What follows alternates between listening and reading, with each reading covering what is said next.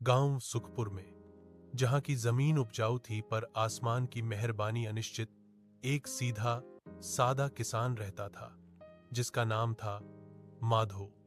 माधो की उम्र 50 के करीब थी, पर कड़ी धूप और लगातार चिंता ने उसे समय से पहले ही बूढ़ा कर दिया था।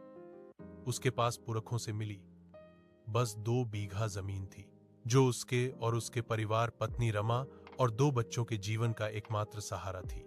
माधो की गरीबी उसकी पहचान बन चुकी थी। उसके पास न तो आधुनिक उपकरण थे, न ही अच्छी गुणवत्ता के बीज खरीदने के लिए पर्याप्त धन। वह पूरी तरह से मानसून पर निर्भर था। उसकी झोपड़ी कच्ची थी और परिवार के तन ढकने के लिए कपड़े भी मुश्किल से जुट पाते थे। कर्ज का बोझ माधो की सबसे बड़ी चिंता थी। कर्ज का बोझ। पिछले 2 साल से मानसून रूठा हुआ था। पहली बार सूखा पड़ा और फसल सूख गई।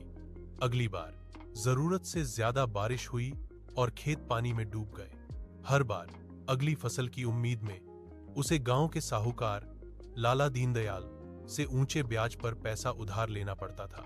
कर्ज का बोझ एक अदृश्य सांप की तरह था जो हर रोज उसे डसता था।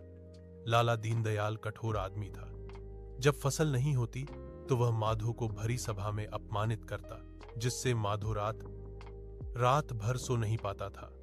वह जानता था कि अगर इस बार फसल अच्छी नहीं हुई तो उसे अपनी जमीन से भी हाथ धोना पड़ सकता है। नई शुरुआत की आशा। इस साल माधो ने तय किया कि वह सिर्फ भाग्य के भरोसे नहीं बैठेगा।